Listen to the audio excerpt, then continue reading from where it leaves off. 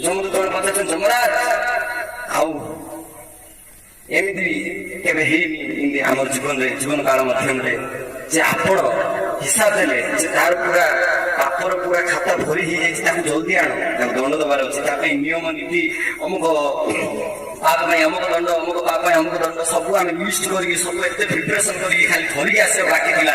କଣ ଏମିତି ସବୁ ଆମ ପ୍ରିପାରେସନ ନଷ୍ଟ ହେଇଗଲା, ଆପଣ କଣ ଏମିତି କଲେ? କଣ ହେଲା କହୁନ? ନା 4 ଜଣ ପୁରା ଉଜ୍ଜଳ ଦୀପ୍ତି 4ଟା ହାତ ଖାଇକି ଆସିଲା, ଆମ ଦେଖି ଡରିବୁ ଆମେ ପଳେଇଲୁ। କିଏ ଆଇଲା? ନା କିଏ ତ ଆଇଲ? କଣ କହିଲେ କି? ସେ କଣ ଗୋଟେ ନାଁ ନେଲା, ନାରାୟଣ। ସେ କଣ ଗୋଟେ ନାଁ ନେଲା, ସେମାନେ ଆଇଲେ, ତାଙ୍କେ ମାନେ ଦେଖି ଆମେ ଦୌଡ଼ି ପଳେଇଲୁ। ଯମରାଜ କହିଲେ ସରି ମୁଁ ତମକୁ ସବୁ ଜ୍ଞାନ ଦେଇଥିଲି କିନ୍ତୁ ଏଇ ଜ୍ଞାନଟା ଦେଇନଥିଲି। କଣ ନା ଯୋଉମାନେ ଭଗବାନଙ୍କର ନାମ କରୁଛନ୍ତି ତା ପାଖକୁ ଯିବ।